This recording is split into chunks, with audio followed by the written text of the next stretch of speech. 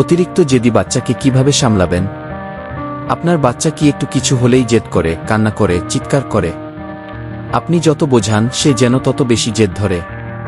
তাহলে একটা কথা মনে রাখুন, বাচ্চার জেদের সঙ্গে জেদ করে লড়াই করলে পরিস্থিতি আরও কঠিন হয়ে যায়। বাচ্চা অনেক সময় ইচ্ছে করে আপনাকে কষ্ট দেওয়ার জন্য জেদ করে না। সে নিজের রাগ, অভিমান কিংবা না পাওয়ার কষ্টটা ঠিকভাবে প্রকাশ করতে পারে না। তাই কি করবেন? প্রথমত, বাচ্চা চিৎকার করলে আপনিও চিৎকার করবেন না। আপনি যত শান্ত থাকবেন, বাচ্চার মনও তত দ্রুত শান্ত হবে। তাকে বলুন, আমি বুঝতে পারছি তুমি এটা খুব চাইছো, কিন্তু এখন এটা দেওয়া সম্ভব না গি। দ্বিতীয়ত, সবকিছুর জন্য লম্বা করে বুঝিয়ে বলার দরকার নেই। ছোট্ট করে কারণটা বলুন।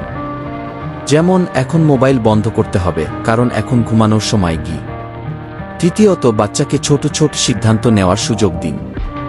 যেমন, তুমি লাল জামাটা পরবে নাকি নীলটা, অথবা এখন গোসল করবে নাকি 5 মিনিট পরে।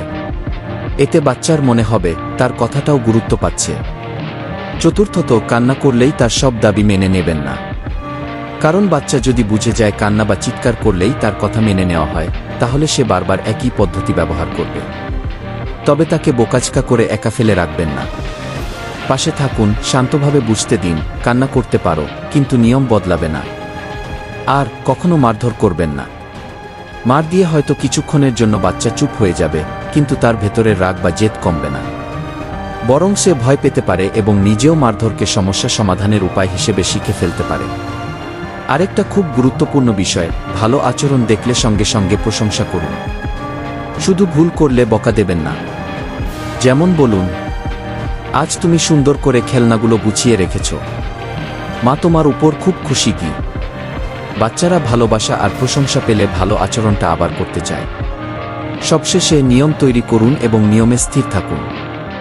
আজ একটা বিষয়ে না বললেন, কিন্তু বাচ্চা অনেক কান্না করার পর শেষ পর্যন্ত হ্যাঁ বলে দিলেন, তাহলে সে বুঝবে একটু বেশি জেদ করলেই নিয়মটা বদলে দেয়া যায়। আর বাচ্চার ঘুম, খাবার আর ক্লান্তির দিকেও নজর রাখুন। ক্ষুধা বা ঘুমের অভাবেও অনেক বাচ্চা অস্বাভাবিক রকম জেদি হয়ে যায়। সবচেয়ে গুরুত্বপূর্ণ কথা হলো, বাচ্চাকে জেদি বা খারাপ বাচ্চা বলে বারবার ডাকবেন না। বলুন, তুমি আমার ভালো বাচ্চা, কিন্তু তোমার এই আচরণটা ঠিক হচ্ছে না গি। কারণ একটা শিশুকে আমরা যেভাবে বারবার দেখি এবং বলি, ধীরে ধীরে সে নিজেকেও সেভাবেই দেখতে শুরু করে। বাচ্চার জেদ ভাঙার চেয়ে তাকে নিজের রাগ আর আবেগ সামলাতে শেখানোই আসল শিক্ষা। ভিডিওটা ভালো লাগলে লাইক, কমেন্ট, শেয়ার আর সাবস্ক্রাইব করে সাথেই থাকুন। ধন্যবাদ।